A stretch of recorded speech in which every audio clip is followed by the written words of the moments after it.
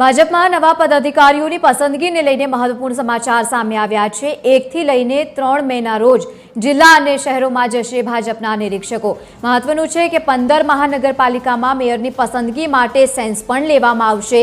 જિલ્લા પંચાયત તાલુકા પંચાયત માટે પણ આગેવાનોનો મત જાણવામાં આવશે। મહત્વનું છે કે નગરપાલિકાના પ્રમુખ અને ઉપપ્રમુખ માટે પણ સેન્સ લેવાશે।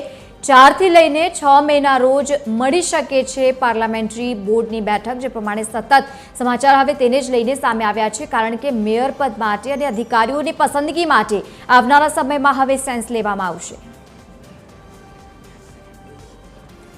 વધુ માહિતી સાથે એસોસિએટ એડિટર સોનલ અણકર જોડાયા છે। સોનલ, હવે સેન્સની પ્રક્રિયા આવનારા સમયમાં જોવા મળશે અને નિરીક્ષકો પણ હવે સક્રિય બન્યા છે।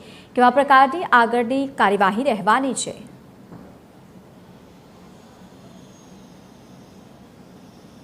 जी स्थानिक स्वराजनी चूंटणीमां जे प्रकारे भाजपने भव्य जीत मळी छे, महानगरपालिका तालुका पंचायत नगरपालिका अने जिल्ला पंचायत तमाम पर जे भाजपने भव्य बेठको मळी छे, त्यारे ए संदर्भमां हवे आगळ जे निमणूको करवानी थाय छे, खास करीने महानगरपालिका विस्तारमां मेयर, डेप्युटी मेयर अने स्टेन्डिंग कमिटी चेरमेन, तो जिल्ला पंचायत अने तालुका पंचायतोमां प्रमुख, उपप्रमुख अने कारोबारी प्रमुखनी जे निमणूको करवानी थाय छे ते संदर्भमां भाजप तरफथी हवे सक्रियता शरू करी देवामां आवी छे। महत्वनुं छे के आ संदर्भमां भाजप हमेशा पार्लामेंटरी बोर्ड हस्तक निर्णय लेतो होय छे, पण ते पहला खास तो सेन्स प्रक्रिया पूर्ण करवामां आवे छे। पारदर्शकताथी हमेशा भाजपे काम कर्युं छे, ते अंतर्गत सेन्स प्रक्रियानो प्रारंभ थशे। 1 तारीखथी जे निरीक्षको छे ते लोकोनी वच्चे जवानुं शरू करशे। 3 निरीक्षकोनी एक पेनल बनाववामां आवशे, जे शहेर अने जिल्ला कक्षाए पहोंचशे अने त्यारबाद त्यां सेन्स प्रक्रिया करवामां आवशे। खास करीने जे विजेता उमेदवारो छे तेमांथी कोने कयुं पद आपवुं, केम के ज्यारे मेयर पदनी पसंदगी करवानी वात होय तो रोटेशन प्रमाणे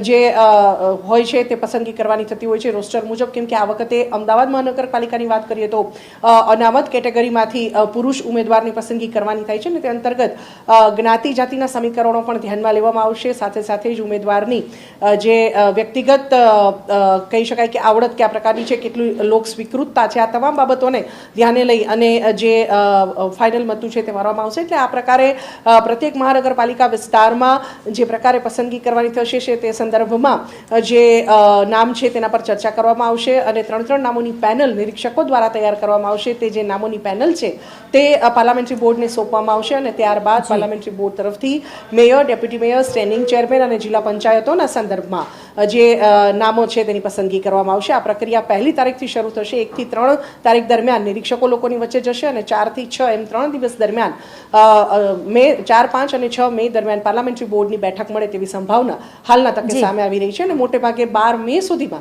સમગ્ર રાજ્યમાં જે નામોનું ચિત્ર છે તે સ્પષ્ટ થઈ જશે। બિલકુલ સોનલ, આભાર સમગ્ર માહિતી સાથે જોડાવા બદલ।